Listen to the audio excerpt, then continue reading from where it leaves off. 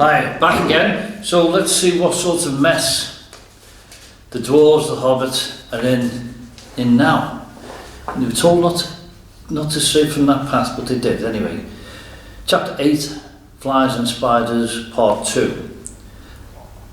That was one of his most miserable moments, but he soon made up his mind that it was no good trying to do anything till day came with some little light, and quite useless to go blundering about, tiring himself out with no hope of any breakfast to revive him. So he sat himself down with his back to a tree, and not for the last time fell to thinking of his far distant Hobbit hole with its beautiful pantries. He was deep in thoughts of bacon and eggs and toast and butter when he felt something touch him. Something like a strong, sticky string was against his left hand, and when he tried to move, he found that his legs were already wrapped in the same stuff, so that when he got up, he fell over. Then the great spider, who had been busy tying him up while he dozed, came from behind him and came at him. He could only see the thing's eyes, but he could feel its hairy legs as it struggled to wind its abominable threads round and round him. It was lucky that he had come to his senses in time. Soon he would not have been able to move at all. As it was, he had a desperate fight before he got free. He beat the creature off with his hands. It was trying to poison him to keep him quiet, as small spiders do to flies, until he remembered his sword and drew it out. Then the spider jumped back, and he had time to cut his legs loose. After that, it was his turn to attack. The spider evidently was not used to things that carried such stings at their sides, or it would have hurried away quicker. Bilbo came at it before it could disappear and stuck it with his sword right in the eyes. Then it went mad and leaped and danced and flung out its legs in horrible jerks until he killed it with another stroke. And then he fell down and remembered nothing more for a long while. There was the usual dim grey light of the forest day about him when he came to his senses. The spider lay dead beside him, and his sword blade was stained black. Somehow the killing of the giant spider, all alone by himself in the dark without the help of the wizard or the dwarves or of anyone else, made a great difference to Mr. Baggins. He felt a different person, and much fiercer and bolder in spite of an empty stomach, as he wiped his sword on the grass and put it back in its sheath. "I will give you a name," he said to it, "and I shall call you Sting." After that, he set out to explore. The forest was grim and silent, but obviously he had first of all to look for his friends, who were not likely to be very far off, unless they'd been made prisoners by the elves, or worse things. Bilbo felt it was unsafe to shout, and he stood a long while wondering in what direction the path lay, and in what direction he should go first to look for the dwarves. Or why did he not remember Bjorn's advice and Gandalf's, he lamented.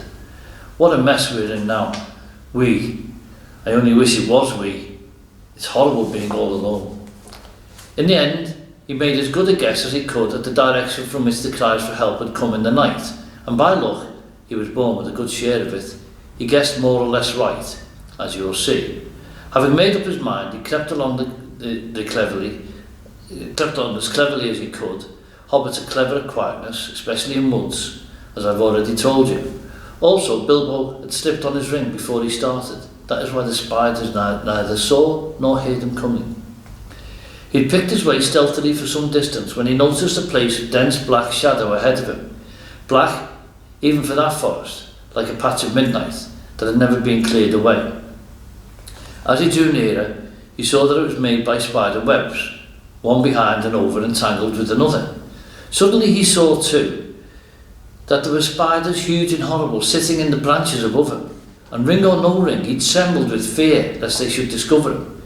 Standing behind a tree, he watched a group of them for some time, and then, in the silence and stillness of the wood, he realised that these loathsome creatures were speaking to one another. Their voices were a sort of thin creaking and hissing, but he could make out many of the words that they said. They were talking about the dwarves. "It was a sharp struggle, but worth it," said one. "What nasty thick skins they have, to be sure, but I'll wager there is good juice inside." "Aye, they'll make fine eating when they've hung a bit," said another. "Don't hang them too long," said a third. "They're not as fat as they might be. Been feeding none too well of late, I should guess." "Kill him, I say," hissed a fourth. "Kill him now and hang him dead for a while." They're dead now, I warrant, said the first. That they are not. I saw one struggling just now, just coming round again, I should say, after a beautiful sleep. I'll show you. With that, one of the fat spiders ran along a rope till it came to a dozen bundles hanging in a row from a high branch. Bilbo was horrified, now that he noticed them for the first time dangling in the shadows, to see a dwarfish foot sticking out of the bottoms of some of the bundles, or here and there the tip of a nose, or a bit of a beard, or of a hood. To the fattest of these bundles the spider went. It is poor old Bomber, I'll bet, thought Bilbo, and nipped hard at the nose that stuck out. There was a muffled yelp inside, and a toe shot up and kicked the spider straight and hard. There was life in Bomber still. There was a noise like the kicking of a flabby football, and the enraged spider fell off the branch, only catching itself with its own thread just in time. The others laughed. You were quite right, they said. The meat's alive and kicking. I'll soon put an end to that, hissed the angry spider, climbing back onto the branch. Bilbo saw that the moment had come when he must do something. He could not get up at the brutes, and he had nothing to shoot with. But looking about, he saw that in this place there were many stones lying in what appeared to be a now dry little watercourse. Bilbo was a pretty fair shot with a stone, and it did not take him long to find a nice, smooth, egg-shaped one that fitted his hand cosily. As a boy, he used to practice throwing stones at things until rabbits and squirrels, and even birds, got out of his way as quick as lightning if they saw him stoop. And even grown up, he had still spent a deal of his time at quoits, dart throwing, shooting at the wand, bowls, ninepins, and other quiet games of the aiming and throwing sort. Indeed, he could do a lot of things, besides blowing smoke rings, asking riddles and cooking, that I haven't had time to tell you about. There is no time now. While he was picking up stones, the spider had reached Bomber, and soon he would have been dead. At that moment, Bilbo threw.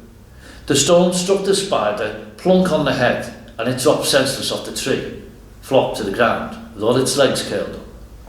The next stone went whizzing through a big web, snapping its cords, and taking off the spider sitting in the middle of it. Whack! Dead. After that, there was a deal of commotion in the spider colony, and they forgot the dwarves for a bit, I can tell you. They could not see Bilbo, but they could make a good guess at the direction for which the stones were coming. As quick as lightning, they came running and swinging towards the Hobbit, flinging out their long threads in all directions till the air seemed full of waving snares. Bilbo, however, soon slipped away to a different place. The idea came to him to lead the furious spiders further and further away from the dwarves, if he could, to make them curious, excited and angry all at once. When about 50 had gone off to the place where he had stood before, he threw some more stones at these, and at others that had stopped behind. Then, dancing among the trees, he began to sing a song to infuriate them and bring them all after him, and also to let the dwarves hear his voice. This is what he sang. Old fat spider spinning in a tree, old fat spider can't see me. Atticop, won't you stop your spinning and look for me. Old Tom Noddy, all big body, old Tom Noddy can't spy me. Atticop, down you drop, you'll never catch me up your tree. Not very good perhaps, but then you must remember that he had to make it up himself on the spur of a very awkward moment. It did what he wanted anyway. As he sang, he threw some more stones and stamped. Practically all the spiders in the place came after him. Some dropped to the ground, others raced along the branches, swung from tree to tree, or cast new ropes across the dark spaces. They made for his noise far quicker than he had expected. They were frightfully angry. Quite apart from the stones, no spider has ever liked being called Atticop, and Tom Noddy, of course, is insulting to anybody. Fly. Off Bilbo scuttled to a fresh place, but several of the spiders had run now to different points in the glade where they lived, and were busy spinning webs across all the spaces between the tree stems. Very soon the Hobbit would be caught in a thick fence of them all round him. That at least was the spider's idea. Standing now in the middle of the hunting and spinning insects, Bilbo plucked up his courage and began a new song. Lazy Lob and Crazy Cob are weaving webs to wind me. I'm far more sweet than other meat, but still they cannot find me.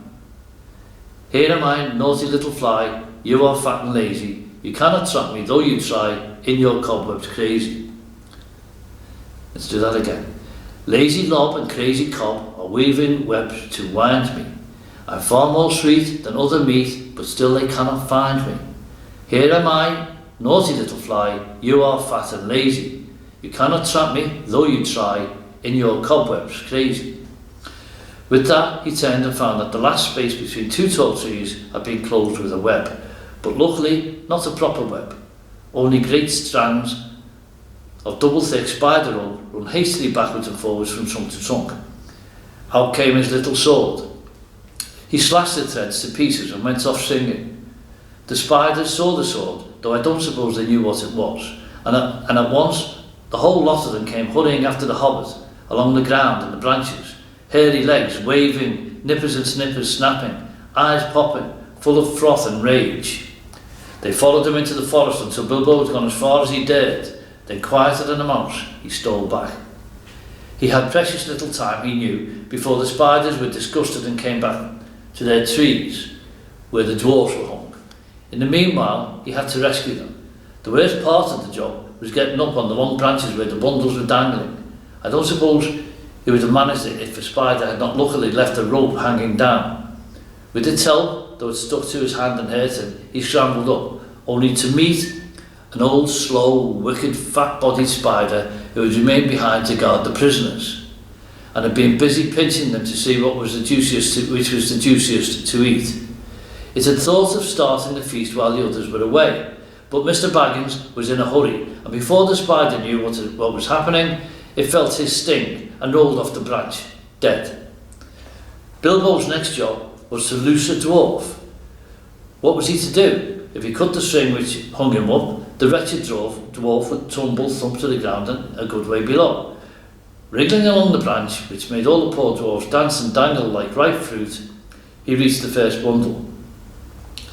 Philly or Killy, he thought, by the tip of a blue hood sticking out the top. Most likely Philly, he thought, by the tip of a long nose poking out of the winding threads. He managed, by leaning over, to cut most of the strong, sticky threads that bound him round. And then, sure enough, with a kick and a struggle, most of Philly emerged. I'm afraid Bilbo actually laughed at the sight of him, jerking his stiff arms and legs as he danced on the spider string under his armpits, just like one of those funny toys bobbing on a wire.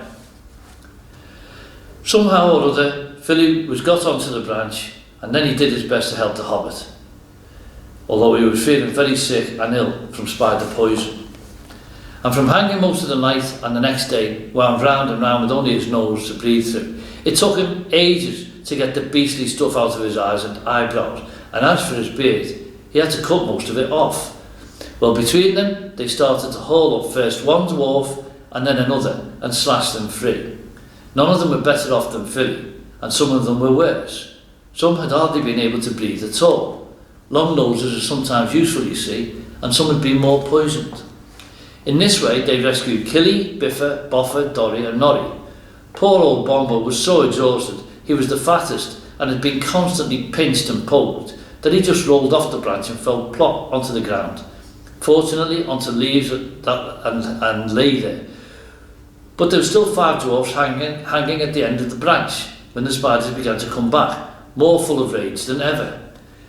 Bilbo immediately went to the end of the branch nearest the tree trunk and kept back those that crawled up. He had taken off his ring when he rescued Philly and forgotten to put it on again, so now they all began to splutter and hiss. Now we see you, you nasty little creature. We will eat you and leave your bones and skin hanging on a tree. Oh, he's got a sting, has he? Well, we'll get him all the same, and then we'll hang him head downwards for a day or two.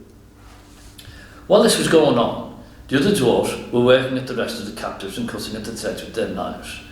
Soon all would be free, though it was not clear what would happen after that. The spiders had caught them pretty easily the night before, but that had been unawares and in the dark. This time, they looked like being a horrible battle. Suddenly, Bilbo noticed that some of the spiders had gathered round old Bomber on the floor and had tied him up again and were dragging him away. He gave a shout and slashed at the spiders in front of him. They quickly gave way and he scrambled and fell down the tree right into the middle of those on the ground. His little sword was something new in the way of stings for them. How it darted to and fro. It shone with delight as he stabbed at them. Half a dozen were killed before the rest drew off and left Bomber to Bilbo. Come down, he shouted to the dwarves on the branch. Don't stay up there and be netted. For he saw spiders swarming up all the neighbouring trees and crawling along the boughs above the heads of the dwarves. Down the dwarves scrambled, or jumped, or dropped, 11 all in a heap, most of them very shaky and little use on their legs. There they were at last, 12 of them, counting poor old Bomber, who was being propped up on either side by his cousin Biffa and his brother Boffa, and Bilbo was dancing about and waving his sting, and hundreds of angry spiders were goggling at them, all round and about and above. It looked pretty hopeless. Then the battle began. Some of the dwarves had knives and some had sticks, and all of them could get at stones, and Bilbo had his elvish dagger. Again and again the spiders were beaten off, and many of them were killed, but it could not go on for long. Bilbo was nearly tired out. Only 4 of the dwarves were able to stand firmly, and soon they would all be overpowered like weary flies. Already the spiders were beginning to weave their webs all round them, again from tree to tree. In the end, Bilbo could think of no plan except to let the dwarves into the secret of his ring. He was rather sorry about it, but it could not be helped. I'm going to disappear, he said. I shall draw the spiders off if I can, and you must keep together and make in the opposite direction. To the left there, that is more or less the way towards the place where we last saw the elf fires. It was difficult to get them to understand what with their dizzy heads and the shouts, and the whacking of sticks and the throwing of stones, but at last Bilbo felt he could delay no longer. The spiders were drawing their circle ever closer. He suddenly slipped on his ring, and to the great astonishment of the dwarves, he vanished. Soon there came the sound of Lazy Lob and Attercop from among the trees away on the right. That upset the spiders greatly. They stopped advancing, and some went off in the direction of the voice. Attercop made them so angry that they lost their wits. Then Balin, who had grasped Bilbo's plan better than the rest, led an attack. The dwarves huddled together in a knot, and sending a shower of stones, they drove at the spiders on the left, and burst through the ring. Away behind them now, the shouting and singing suddenly stopped. Hoping desperately that Bilbo had not been caught, the dwarves went on. Not fast enough though. They were sick and weary, and they could not go much better than a hobble and a wobble, though many of the spiders were close behind. Every now and then they had to turn and fight the creatures that were overtaking them, and already some spiders were in the trees above them and throwing down their long, clinging threads. Things were looking pretty bad again when suddenly Bilbo reappeared and charged into the astonished spiders unexpectedly from the side. Go on, he shouted, I will do the stinging. And he did. He darted backwards and forwards, slashing at spider threads, hacking at their legs and stabbing at their fat bodies if they came too near. The spiders swelled with rage and spluttered and frothed and hissed out horrible curses, but they had become mortally afraid of sting and dared not come very near, now that it had come back. So curse as they would, their prey moved slowly but steadily away. It was a most terrible business and seemed to take hours, but at last, just when Bilbo felt he could not lift his hand for a single stroke more, the spiders suddenly gave it up and followed them no more, but went back disappointed to their dark colony. The dwarves then noticed that they had come to the edge of a ring where elf fires had been. Whether it was one of those they had seen the night before, they could not tell. But it seemed that some good magic lingered in such spots, which the spiders did not like. At any rate, here the light was greener and the boughs less thick and threatening, and they had a chance to rest and draw breath. There they lay for some time, puffing and panting, but very soon they began to ask questions. They had to have the whole vanishing business carefully explained, and the finding of the ring interested them so much that for a while they forgot their own troubles. Balin in particular insisted on having the Gollum story, riddles and all, told all over again, with the ring in its proper place. But after a time, the light began to fail, and then other questions were asked. Where were they? And where was their path? And where was there any food? And what were they going to do next? These questions they asked over and over again, and it was from little Bilbo that they seemed to expect to get the answers. From which you can see that they had changed their opinion of Mr. Baggins very much, and had begun to have a great respect for him, as Gandalf had said they would. Indeed, they really expected him to think of some wonderful plan for helping them, and were not merely grumbling. They knew only too well that they would soon all have been dead if it had not been for the Hobbit, and they thanked him many times. Some of them even got up and bowed right to the ground before him, though they fell over with the effort and could not get on their legs again for some time. Knowing the truth about the vanishing did not lessen their opinion of Bilbo at all, for they saw that he had some wits, as well as luck, and a magic ring, and all three are very useful possessions. In fact, they praised him so much that Bilbo began to feel there really was something of a bold adventurer about himself after all, although he would have felt a lot bolder still if there'd been anything to eat.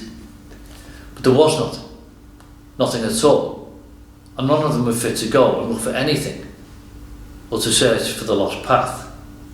The lost path. No other idea would come into Bilbo's tired head. He just sat staring in front of him at the endless trees, and after a while they all fell silent again, all except Balin. Long after the others had stopped talking and shut their eyes, he kept on muttering and chuckling to himself. Gollum, well, I'm blessed. So that's how he sneaked past me, is it? Now I know. Just crept quietly along, did you, Mr. Baggins?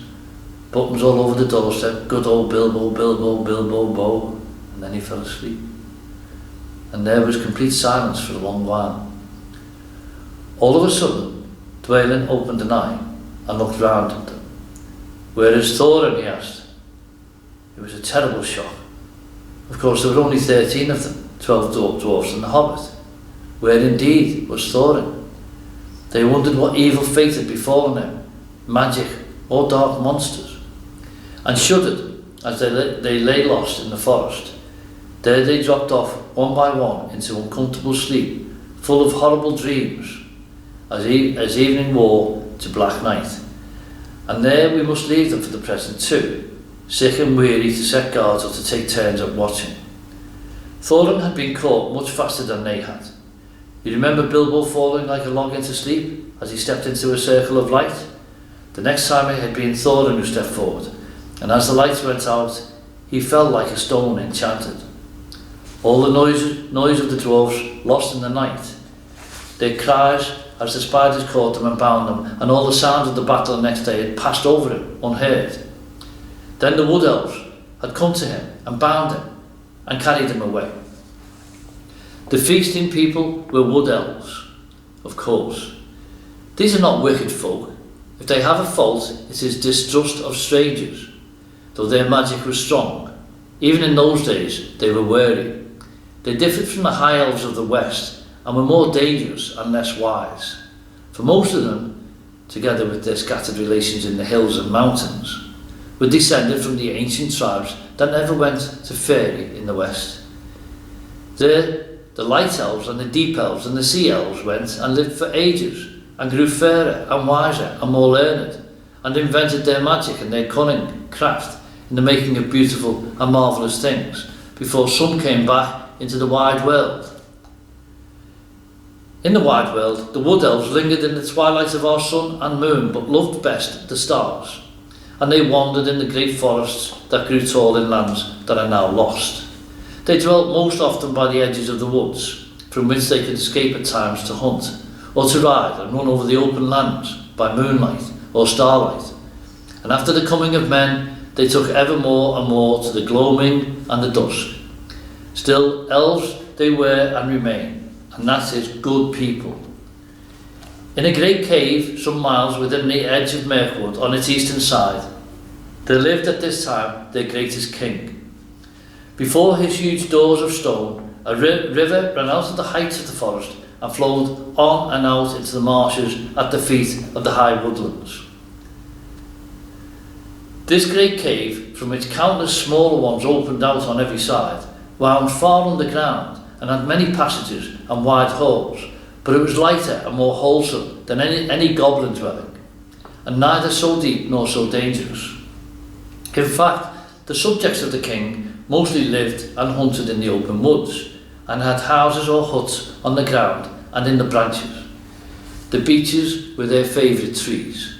The king's cave was his palace, and the strong place of his treasure, and the fortress of his people against their enemies. It was also the dungeon of his prisoners. So to the cave they dragged Thorin, not too gently, for they did not love dwarfs, and thought he was an enemy. In ancient days they had had wars with some of the dwarves, whom they accused of stealing their treasure. It is only fair to say that the dwarves gave a different account, and said that they only took what was their due. For the Elf King had bargained with them to shape his raw gold and silver, and had afterwards refused to give them their pay. If the Elf King had a weakness, it was for treasure, especially for silver and white gems. And though his hoard was rich, he was ever eager for more, since he had not yet as great a treasure as other elf lords of old. His people neither minded nor worked metals or jewels, nor did they bother much with trade or with tilling the earth. All this was well known to every dwarf, though Thorin's family had had nothing to do with the old quarrel I have spoken of. Consequently, Thorin was angry at their treatment of him, when they took their spell off him and he came to his senses, and also he was determined that no word of gold or jewels should be dragged out of him. The king looked sternly on Thorin when he was brought before him, and asked him many questions, but Thorin would only say that he was starving. "Why did you and your folk 3 times try to attack my people at their merrymaking?" asked the king. "We did not attack them," answered Thorin. "We came to beg because we were starving." "Where are your friends now, and what are they doing?" "I don't know, but I expect starving in the forest." "What were you doing in the forest?" "Looking for food and drink because we were starving." "But what brought you into the forest at all?" asked the king angrily. At that Thorin shut his mouth and would not say another word. "Very well," said the king, "take him away and keep him safe until he feels inclined to tell the truth, even if he waits 100 years. Then the elves put thongs on him and shut him in one of the inmost caves with strong wooden doors, and left him. They gave him food and drink, plenty of it, if not very fine. For wood elves were not goblins, and were reasonably well behaved even to their worst enemies. When they captured them, the giant spiders were the only living things that they had no mercy upon. There in the king's dungeon poor Thorin lay, and after he had got over his thankfulness for bread and meat and water, he began to wonder what had become of his unfortunate friends. It was not very long before he discovered, but that belongs to the next chapter, and the beginning of another adventure in which the Hobbit again showed his usefulness. End of chapter 8.